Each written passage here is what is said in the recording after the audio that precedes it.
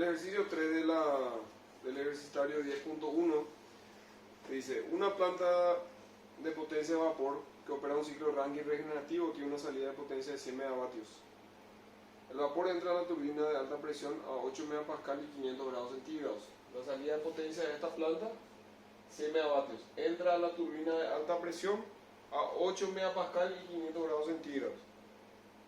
Antes de la expansión a la segunda etapa se realiza una extracción de vapor. Acá realizamos una reacción de vapor, ¿sí?, antes de la expansión de la segunda etapa. Se realiza una reacción de vapor a 0,7 megapascal que se utiliza en un calentador de agua de alimentación cerrado.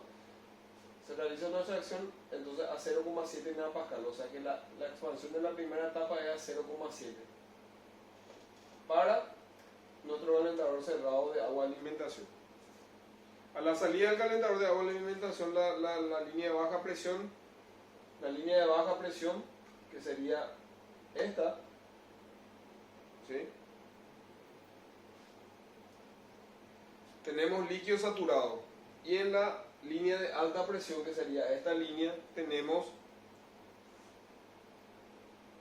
la línea de presión. El fluido sale a una temperatura igual a la temperatura de saturación a 0,7 megapascal, nos dice. O sea que tenemos en este punto el valor de temperatura, en este punto nos dice que está como líquido saturado, ¿sí?, de baja presión. ¿Por qué? Porque entra el calentador de agua de alimentación, ¿sí? Esto, la característica del calentador de agua de alimentación cerrado es que los fluidos no se mezclan, ¿sí? Entonces prácticamente sería como un intercambiador de calor de coraza y tubo, ¿sí? Entonces, como esto se expande a 0,7 megapascal, pasa por las tuberías, ¿sí? Esto que pasa, entrega calor y precalienta, digamos, el agua que va a ingresar a la caldera, ¿verdad? Por eso es un ciclo regenerativo, ¿sí? Entonces, ¿qué pasa? Con esto, ¿qué hacemos? Disminuimos el consumo de combustible para lograr, digamos, la eficiencia o el nivel de temperatura que deseamos. Evidentemente, si esto está más caliente, aún necesita menos combustible para llegar a una temperatura de 500 grados centígrados, si es que no tenemos este dispositivo en nuestro ciclo, ¿sí? Por eso es un ciclo regenerativo. ¿Ok? Dice, bueno, la presión del condensador es de 7,5 kilopascal, ¿sí?, que sería ya la expansión en la última etapa, o sea que de 0,7 mega se expande a 7,5, y nos dice que la eficiencia isentrópica de la turbina es de 80 y la bomba de 90. Es un ciclo real, y nos da la eficiencia isentrópica de las bombas y de las turbinas, ¿sí?, la turbina de cada, digamos, etapa.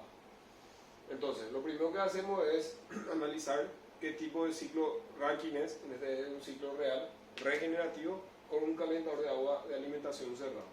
Entonces, analizamos, tenemos que encontrar las características de todos los puntos, de manera a poder determinar lo que nos está pidiendo, ¿sí? En el punto 1, si tenemos la presión y la temperatura, tenemos dos propiedades de intensidad independientes, entonces podemos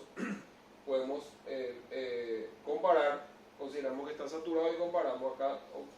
A punto 4 tenemos que, a punto 5 tenemos que nuestra temperatura en el punto 1 es mayor a la temperatura de saturación, a la presión de 8 megapascal, y por tanto es vapor sobrecalentado. Entonces eso tenemos acá, vapor sobrecalentado, ¿sí? Y directamente de a punto 6 obtenemos los valores de la entalpía y la entropía, ¿sí? En el estado 2, ¿sí?, tenemos la presión que nos da, que es 0,7 megapascal, que nos da el ejercicio, y la otra, si nosotros consideramos un proceso isentrópico, la entropía en el estado 1 y en el estado 2 serían iguales, ¿sí?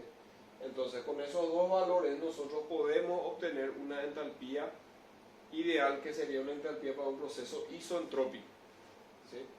Entonces, con ese valor de P2 0,7 y la entropía 2 igual a 1, por interpolación obtenemos una entalpía H2S, que es una entalpía ideal para un proceso isentrópico, como lo había dicho, ¿sí?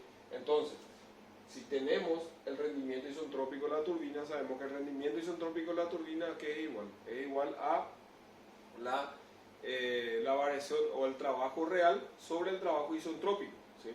El trabajo real sobre el trabajo isentrópico. El trabajo isentrópico es el que se obtiene considerando que no existen irreversibilidades, ¿ok?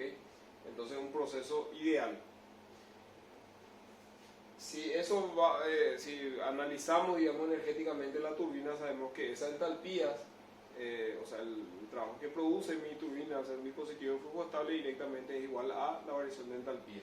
Entonces, el trabajo real sobre el trabajo isotrópico tendríamos, el rendimiento de la turbina sería H1 menos H2, ¿sí? H1 menos H2, que sería el trabajo real, sobre H1 menos H2S, que es el trabajo isotrópico. Recordamos que H2S calculamos a través de un proceso isotrópico.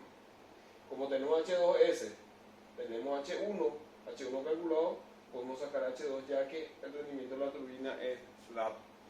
Entonces, a través de esta ecuación podemos obtener la entalpía real, que es de 2890,02 kJ por kilogramo. ¿Okay? En el punto 3, ¿qué tenemos? En el punto 3 tenemos 7,5 kPa, que ya nos dice que nuestro condensador trabaja a esa presión, entonces es la presión en la cual, digamos, descarga la turbina de baja presión. Y también podemos considerar un proceso isotrópico, que sería S3 va a ser igual a S1. ¿Por qué? A S1, ¿por qué? Porque si es un proceso isotrópico, tantas nuestras etapas, la entropía específica es la misma para todos los puntos, siempre que no se determine lo contrario. La entropía específica, ¿sí? Eso es importante, o sea, la entropía específica. Entonces tenemos la misma propiedad en este punto, en este punto, en este punto, ¿sí? Y en este punto pasando por esta, considerando que no existe reversibilidades. Entonces, con estos dos valores, estas dos propiedades, yo puedo determinar el estado. Obtengo que el estado es mezcla saturada, puesto que la entropía en este punto está entre los valores de Fs y F sub G para una presión de 7,5. Entonces puedo hallar una calidad isotrópica, ¿sí? O sea, una calidad para un proceso isotrópico. Saco el valor de la calidad y con los valores de tabla yo puedo tener H3 en el estado 3 ideal. Esto es de tabla, estos son de tabla y esta es la calidad que he calculado. Y con ese valor puedo sacar una entalpía para un proceso isotrópico. Con esa entalpía para un proceso isotrópico, nuevamente, según lo que habíamos visto anteriormente, podemos sacar la entalpía real, ¿sí? Ya que tenemos el rendimiento de la turbina, que es dato, ¿sí? Y tenemos la entalpía H2 ya calculada, la real, y la H3S también, que calculamos anteriormente. Con esos valores puedo sacar la entalpía 3 real. El estado 4. En el estado 4, ¿sí? Tenemos la presión del condensador, que es de 7,5 kPa, que va a ser la presión de entrada, también la de salida. Y sabemos que tenemos líquido saturado a la salida del condensador. Entonces, directamente de tabla podemos obtener el valor de la entalpía 4. Y también es importante acá anotar el valor del volumen específico.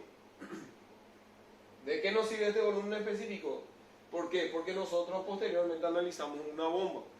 Recordemos que si la bomba trabaja de manera isotrópica, lo que busca, o de manera ideal, lo que busca es tratar de mantener ese volumen constante durante el proceso de compresión, cosa que no ocurre en un proceso real.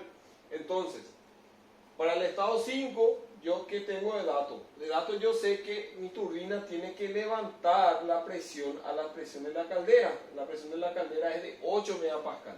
Entonces, para el estado 5, ¿qué tengo? Tengo la presión de 8 MPa y voy a considerar un proceso isotrópico. ¿Sí? Entonces, calculo el trabajo ideal, o el trabajo isotrópico, que sería el volumen específico por la diferencia de presión. El volumen específico anterior, 4 se mantiene en 5 para un proceso isotrópico, y tengo las variaciones de presión. Por eso saco un trabajo de la bomba isotrópica. Finalmente, el trabajo de la bomba isotrópica, ¿a qué va a ser igual?